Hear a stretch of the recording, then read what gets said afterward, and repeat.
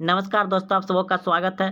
Class 9th का विज्ञान objective प्रश्न। दोस्तों, आपको इस बार 50 ऑब्जेक्टिव प्रश्न पूछे जाएंगे विज्ञान में, जिसमें से कि आपको प्रश्न दिए जाएंगे और ऑब्जेक्टिव में 4 ऑप्शन, जैसे कि आपका एक ये प्रश्न देख रहे हैं और इसमें ऑप्शन ए में O3 दिया है, ऑप्शन बी में CO2 दिया हुआ है और ऑप्शन 3 में NH3 दिया हुआ है और इनमें से कोई नहीं दिया हुआ है। तो इसमें से जो सही होगा आपका नंबर इस तरह से, जैसे यहाँ नंबर दिया गया, OMR शीट में नंबर दिया रहता है और वहाँ पे 4 गोले रहते हैं जिसमें कि A B C D करके रहते हैं। तो जो सही होता है उसको हम पूरी रंग देते हैं इस तरह से। तो देखिए, बिल्कुल इसी तरह रंगना है और उसको काटना नहीं है। अगर काटते हैं भी है, काट के दूसरा रंगाते हैं तो भी आपका गलत हो जाएगा और गलत हो गया तो छोड़ दीजिए, आप दूसरा बनाइए।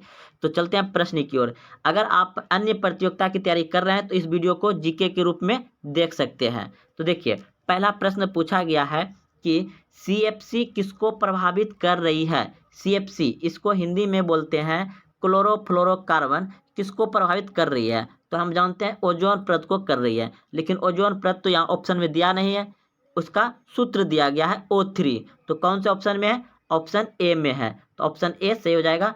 CFC किसको प्रभावित कर रही है? ओजोन परत को, यानी O3 को। ऑप्शन ए सही हो जाएगा। अगला प्रश्न है आपका, कुल उपलब्ध का कितना प्रतिशत खारा जल है?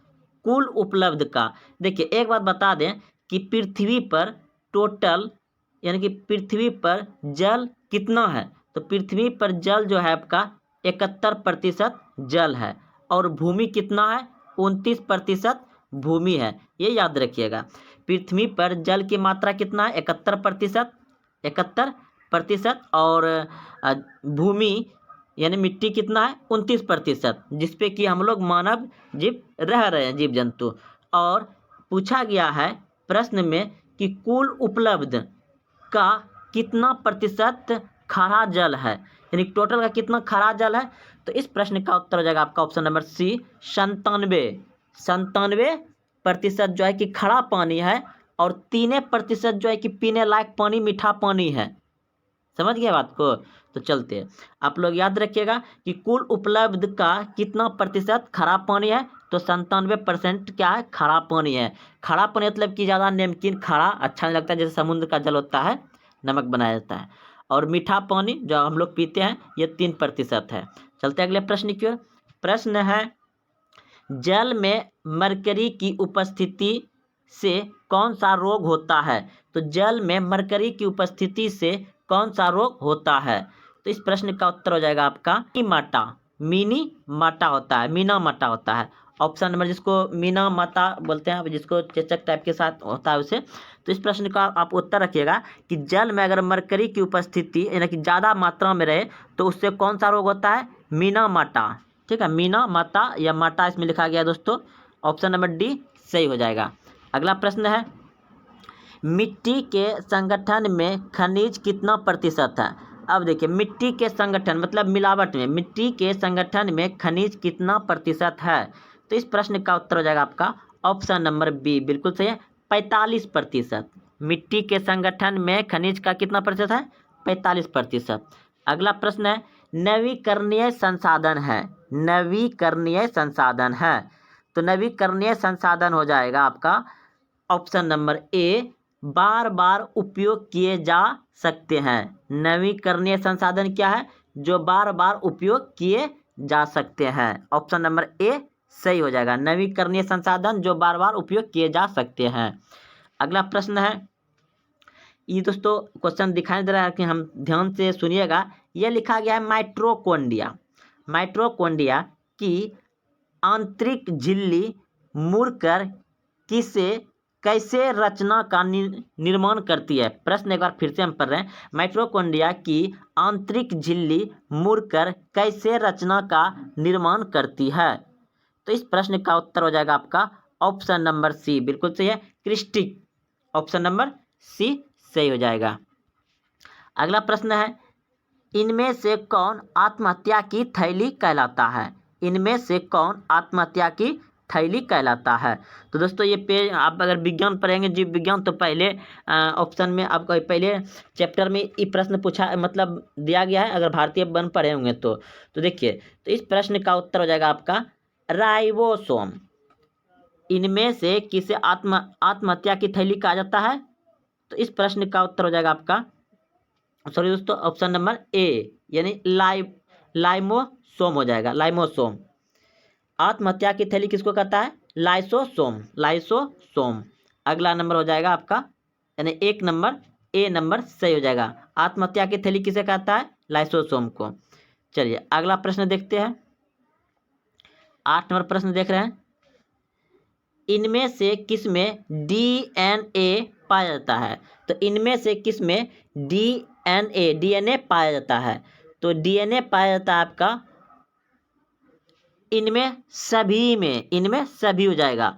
आपका केंद्रक में पाया जाता है डीएनए, गुणसूत्र में पाया जाता है, माइटोकॉन्ड्रियम पाया जाता है, क्लोरोप्लास्ट में पाया जाता है। तो इनमें सभी में पाया जाता है, ऑप्शन नंबर डी सही हो जाएगा।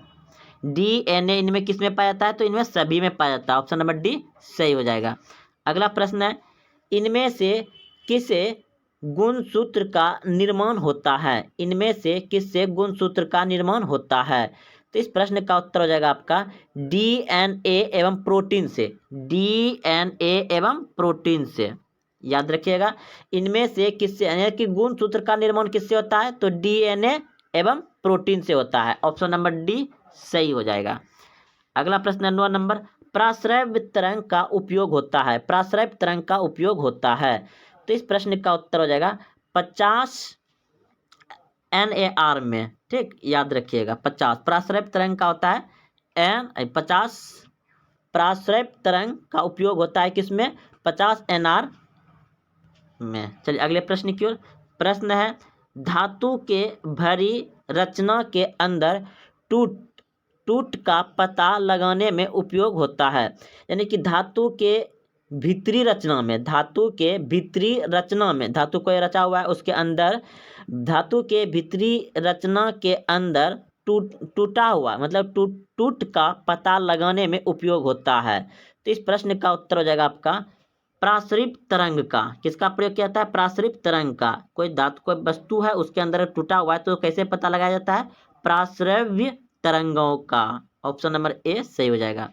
अगला प्रश्न आपका, प्राश्रव्य तरंग के द्वारा हृदय की धड़कन का ग्राफ बनाने वाला यंत्र को कहा जाता है? प्राश्रव्य तरंग के द्वारा हृदय की धड़कन का ग्राफ बनाने वाला यंत्र को कहा जाता है? तो इस प्रश्न का उत्तर हो जाएगा आपका ऑप्शन नंबर ए बिल्कुल सही है, echocardiography, echocardiography, option number A सही हो जाएगा, इकोकार्डियोग्राफी। अगला प्रश्न है, पित्ताशय तथा गुर्दे की पत्थर का पता लगाने में उपयोग किया जाता है? पित्ताशय तथा गुर्दे की पत्थर का पता लगाने में उपयोग किया जाता है? तो इस प्रश्न का उत्तर हो जाएगा आपका ऑप्शन नंबर ए बिल्कुल से, प्राध्वनि सूचक को, ऑप्शन नंबर ए से हो जाएगा, प्राध्वनि सूचक को। अगला प्रश्न है, ध्वनि के परावर्तन का उपयोग होता है? ध्वनि के बहुल परावर्तन का उपयोग होता है? तो इस प्रश्न का उत्तर हो जाएगा सभी में, मेगाफोन में, कर्णतृत में, लाउड स्पीकर में। तो ध्वनि के बहुल परावर्तन का उपयोग किस में होता है?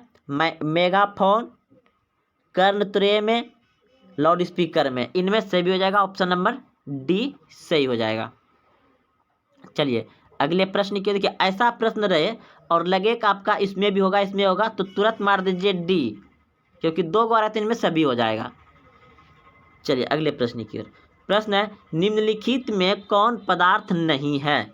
अब देखिए पूछ रहा है प्रश्न में कि निम्नलिखित में से कौन पदार्थ नहीं है? तो इस प्रश्न का उत्तर हो जाएगा आपका ऑप्शन नंबर सी, स्नेह पदार्थ नहीं है, ऑप्शन नंबर सी। अगला प्रश्न है, किस अवस्था में अणुओं की ऊर्जा अधिकतम होती है? किस अवस्था में अणुओं की ऊर्जा अधिकतम होती है? तो इस प्रश्न का उत्तर हो जाएगा आपका ऑप्शन नंबर सी, बिल्कुल सही है, गैस। किस अवस्था में अणुओं की ऊर्जा अधिकतम होती है? तो गैस। अगला प्रश्न है, किस अवस्था में अणुओं की ऊर्जा सबसे कम होती है? किस अवस्था में अणुओं की ऊर्जा सबसे कम होती है? तो इस प्रश्न का उत्तर हो जाएगा आपका ऑप्शन नंबर ए, ठोस में। याद रखिएगा, अगर अधिक पूछा जाए तो गैस में और कम पूछा जाए तो ठोस में।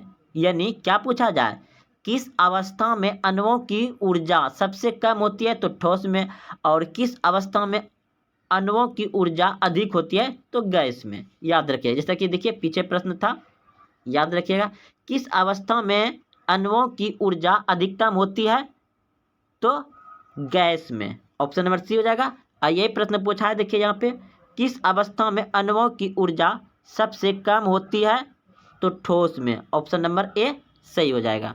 चलते अगले प्रश्न की ओर। प्रश्न है, निम्नलिखित में द्रव्य में कौन अनिश्चित है? निम्नलिखित में द्रव्य में कौन अनिश्चित है? तो इस प्रश्न का उत्तर हो जाएगा आपका ऑप्शन नंबर बी, आकार। आकार। देखिए, द्रव्य है, अब द्रव्य में क्या क्या आता है? द्रव्य में आता है आपका दूध, तेल, पानी, ये सभी, घी, ये सभी द्रव्य है। और हम मतलब जिस वस्तु में रखेंगे, अगर गिलास में रखेंगे, पानी को रखते हैं या दूध को रखते हैं तो गिलास का आकार ले लेगा। अगर लोटा में रखेंगे तो लोटा का आकार ले लेगा। बाल्टी में रखेंगे तो बाल्टी का आकार ले लेगा। इसलिए निम्नलिखित में द्रव्य में कौन सा अनिश्चित होता है? तो आकार अनिश्चित होता है द्रव्य में। चलते अगले प्रश्न की ओर। प्रश्न है कि बर्फ का एक टुकड़ा जल की सतह पर तैरता रहता है क्योंकि यह जल, देखिए फिर से प्रश्न पढ़ रहे हैं, बर्फ का एक टुकड़ा जल की सतह पर तैरता रहता है क्योंकि। तो इस प्रश्न का उत्तर हो जाएगा आपका ऑप्शन नंबर सी, बर्फ जल से हल्की होती है। बर्फ जल से क्या होती है? हल्की होती है। इसलिए बर्फ का एक टुकड़ा जल की सतह पर तैरता रहता है। सीधा बात है, जो जल से हौला रहेगा वही तो तैरेगा। तो बर्फ जल से हल्की होती है। ऑप्शन नंबर सी हो जाएगा। अगला प्रश्न है, तत्व के सूक्ष्मतम कण को क्या कहते हैं? तत्व के सूक्ष्मतम कण को क्या कहते हैं? तो इस प्रश्न का उत्तर हो जाएगा आपका ऑप्शन नंबर बी, परमाणु कहते हैं। क्या कहते हैं? परमाणु कहते हैं। अगला प्रश्न है, एक से अधिक तत्वों के संयोग से क्या बनता है? एक से अधिक तत्वों के संयोग से क्या बनता है? यौगिक, मिश्रण, निम्बल या विलयन। तो इस प्रश्न का उत्तर हो जाएगा आपका ऑप्शन नंबर ए, यौगिक। क्या बनता है? एक से अधिक तत्वों के संयोग से क्या बनता है, मतलब संयोग मिलाने के बाद क्या बनता है? यौगिक बनता है। ऑप्शन नंबर ए सही हो जाएगा। अगला प्रश्न है, निम्नलिखित में कौन तत्व नहीं है? निम्नलिखित में कौन तत्व नहीं है? तो इस प्रश्न का उत्तर हो जाएगा आपका ऑप्शन नंबर डी सही है, यह तत्व नहीं है। अगला प्रश्न है आपका डी, इस प्रश्न का उत्तर डी हो जाएगा। प्रश्न है, निम्नलिखित में कौन शुद्ध पदार्थ नहीं है? निम्नलिखित में कौन शुद्ध पदार्थ नहीं है? तो इस प्रश्न का उत्तर हो जाएगा आपका ऑप्शन नंबर ए, बिल्कुल सही है, सोडियम। निम्नलिखित में कौन शुद्ध पदार्थ नहीं है? सोडियम शुद्ध पदार्थ नहीं है। ऑप्शन नंबर ए सही हो जाएगा। अगला प्रश्न है, निम्नलिखित में शुद्ध पदार्थ कौन है? निम्नलिखित में शुद्ध पदार्थ कौन है? तो इस प्रश्न का उत्तर हो जाएगा स्रावित जल। ऑप्शन नंबर ए सही हो जाएगा, स्रावित जल। प्रश्न है, ज्योतिष तीव्रता का मात्रक है। ज्योतिष तीव्रता का मात्रक है। तो इस प्रश्न का उत्तर हो जाएगा आपका ऑप्शन नंबर ए, बिल्कुल सही है, कैंडेला। कैंडेला ज्योतिष तीव्रता मात्रक क्या है? कैंडेला। ऑप्शन नंबर ए सही हो जाएगा। अगला प्रश्न है 26 नंबर। प्रश्न है, एक mu बराबर होता है। एक mu बराबर होता है। तो एक mu बराबर होगा आपका ऑप्शन नंबर ए बिल्कुल सही है। 1.66 गुना 10⁻⁻27 kg। 1 mu बराबर कितना होता है? 1.66 गुना 10⁻⁻27 kg। याद रखिएगा 1 mu बराबर 1.66 गुना 10⁻⁻27 kg। ऑप्शन नंबर ए सही हो जाएगा। अगला प्रश्न है, पारसेक इकाई है, पारसेक इकाई है तो लंबाई का। ऑप्शन नंबर सी हो जाएगा। पारसेक किसका इकाई है? लंबाई का। देखिए पारसेक जो है ना, ये दूरी को मापता है और ये अंतरिक्ष में एक ग्रह से दूसरे ग्रह की दूरी को मापता है, यानी कि लंबाई को मापता है। ऑप्शन नंबर सी हो जाएगा। पारसेक इकाई किसका है? लंबाई का। अगला प्रश्न है, प्रकाश वर्ष इकाई है, प्रकाश वर्ष इकाई है तो प्रकाश वर्ष इकाई यह भी आपका हो जाएगा दूरी से। ऑप्शन नंबर सी बिल्कुल सही है, दूरी का। प्रकाश वर्ष इकाई है दूरी का। अब पारसेक इकाई किसका है? लंबाई का। ऑप्शन नंबर सी हो जाएगा सही।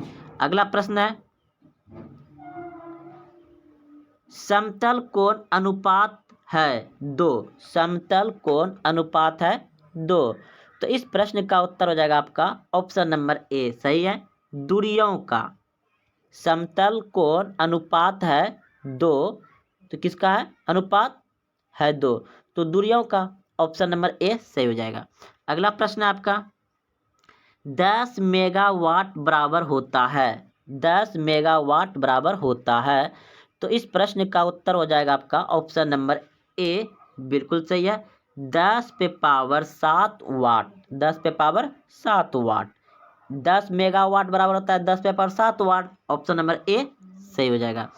अगला प्रश्न है आपका, इनमें से किस समुदाय में सबसे अधिक प्रजातियां पाई जाती हैं? इनमें से किस समुदाय में सबसे अधिक प्रजातियां पाई जाती है, यानी कि सबसे ज़्यादा प्रजातियां पाई जाती हैं? तो इस प्रश्न का उत्तर हो जाएगा आपका ऑप्शन नंबर सी बिल्कुल सही है, आर्थ्रोपोडा में। किसमें पाया जाता है? आर्थ्रोपोडा में सबसे अधिक प्रजातियां पाई जाती है। अगला प्रश्न है, इनमें से किसमें 10 कोशिकाएं पाई जाती हैं? इनमें से किसमें 10 कोशिकाएं पाई जाती हैं? देखिए दोस्तों, इस क्वेश्चन में कुछ गलत लिखा है, लेकिन याद रखिए इनमें से कोशिका पाई जाती है। तो इस प्रश्न का उत्तर हो जाएगा आपका नीडेरिया। ऑप्शन नंबर ए सही हो जाएगा। अगला प्रश्न है आपका, प्रश्न है, पृथ्वी पर सजीवों में सबसे अधिक विविधता कहाँ पाई जाती है? प्रश्न है, पृथ्वी पर सजीवों में सबसे अधिक विविधता कहाँ पाई जाती है? तो इस प्रश्न का उत्तर हो जाएगा आपका ऑप्शन नंबर डी बिल्कुल सही है, बी एवं सी के बीच, बी एवं सी के बीच, यानी कि कर्क रेखा पर और मकर्क रेखा पर। ऑप्शन नंबर डी सही हो जाएगा। अगला प्रश्न है, वंशा वृक्ष के मदद से डैश यानी खाली जगह को दर्शाता है। तो इस प्रश्न का उत्तर हो जाएगा वर्गीकरण और जैविक विकास, वर्गीकरण जैविक विकास, यानी कि दोनों, ए बी दोनों हो जाएगा, ए बी दोनों हो जाएगा। इसमें वंशा वृक्ष के मदद से वर्गीकरण और जैविक विकास को दर्शाता है, ए बी दोनों हो जाएगा। ऑप्शन नंबर सी सही हो जाएगा। अगला प्रश्न है, हाइड्रोक्लोरिक पावर प्लांट में परिवर्तित होता है। तो इस प्रश्न का उत्तर हो जाएगा आपका ऑप्शन नंबर ए बिल्कुल सही है, गतिज ऊर्जा विद्युत ऊर्जा में, गतिज ऊर्जा विद्युत ऊर्जा। ऑप्शन नंबर ए सही हो जाएगा। अगला प्रश्न है, पौधे द्वारा किए गए प्रकाश संश्लेषण में परिवर्तन होता है, पौधे द्वारा किए गए प्रकाश संश्लेषण में परिवर्तन होता है।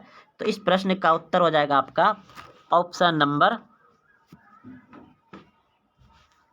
ए बिल्कुल सही है, प्रकाश ऊर्जा रासायनिक ऊर्जा में, प्रकाश ऊर्जा को रासायनिक ऊर्जा में पौधे द्वारा किए गए प्रकाश संश्लेषण में परिवर्तित होता है, प्रकाश ऊर्जा रासायनिक ऊर्जा में। ऑप्शन नंबर ए सही हो जाएगा। अगला प्रश्न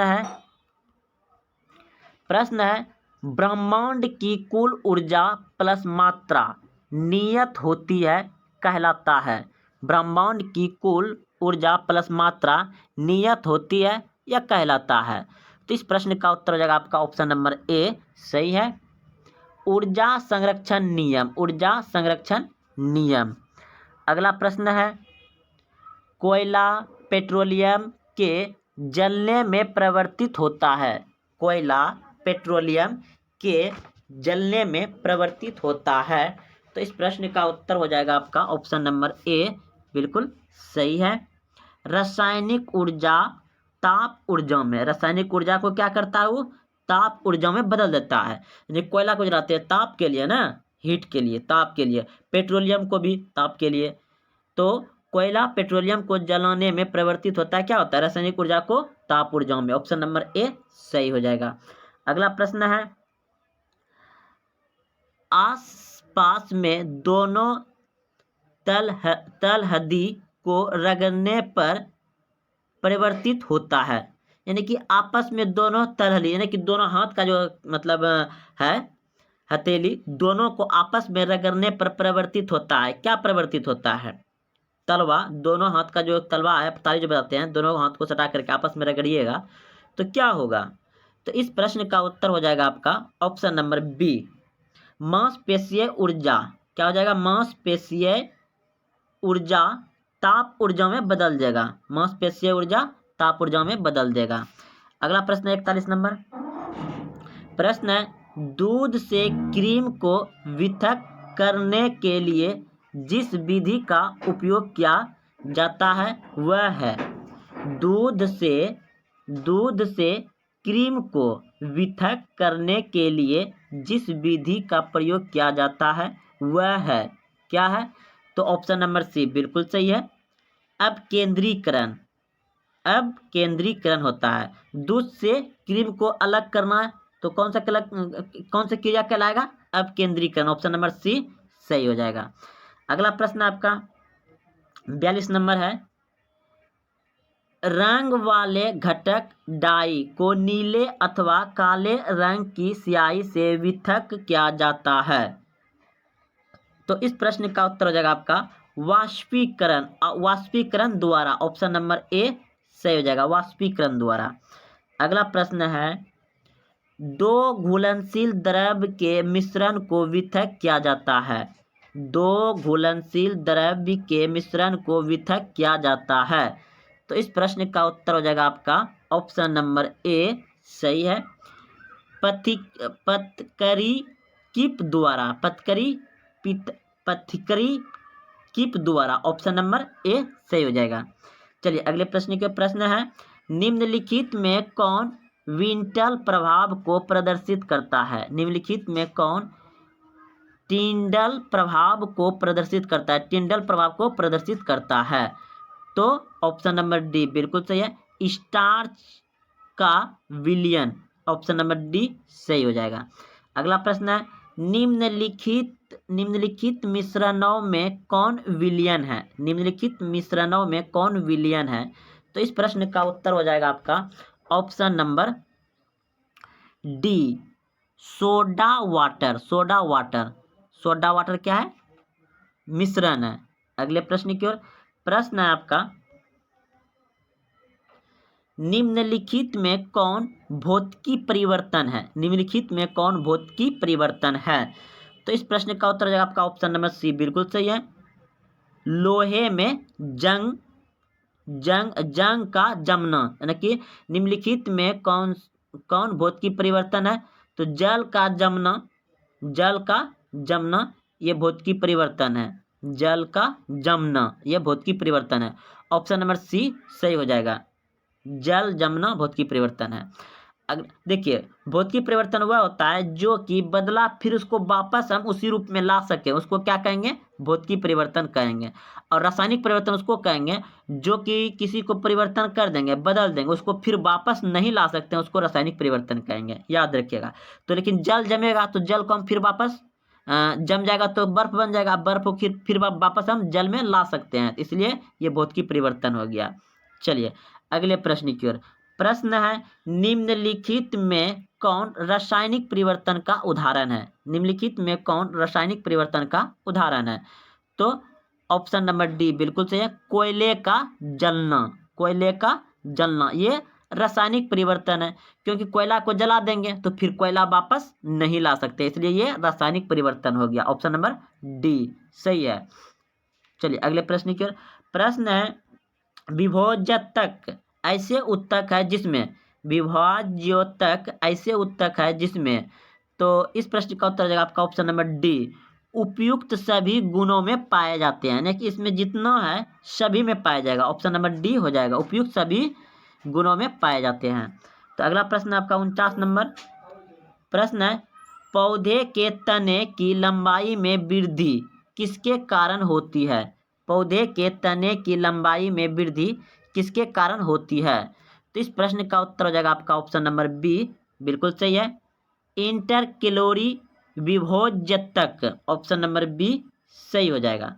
अगला प्रश्न है लास्ट नंबर प्रश्न आपका, घास के ताने की लंबाई में वृद्धि किसके कारण होती है? घास के ताने की लंबाई में वृद्धि किसके कारण होती है? तो इस प्रश्न का उत्तर हो जाएगा आपका ऑप्शन नंबर सी, बिल्कुल सही है, इंटरकेलोरी विभोजक। ऑप्शन नंबर सी बिल्कुल सही है। तो दोस्तों ये 9th क्लास के विज्ञान के बहुत महत्वपूर्ण ऑब्जेक्टिव प्रश्न है जो कि आपको 2022 में पूछे जाएंगे। और हाँ, अभी तक आपने चैनल को सब्सक्राइब नहीं किया तो चैनल को सब्सक्राइब कर ले। यहाँ पर आपको मैट्रिक की सभी विषय की ऑब्जेक्टिव एवं सब्जेक्टिव का प्रश्न कराए गए हैं और अन्य कंपटीशन के लिए भी आपको यहाँ पे तैयारी करवाया जाता है। और हाँ, अपने दोस्तों में शेयर करें, लाइक करें, कमेंट करें। तो मिलते हैं कल। जय हिंद, जय भारत।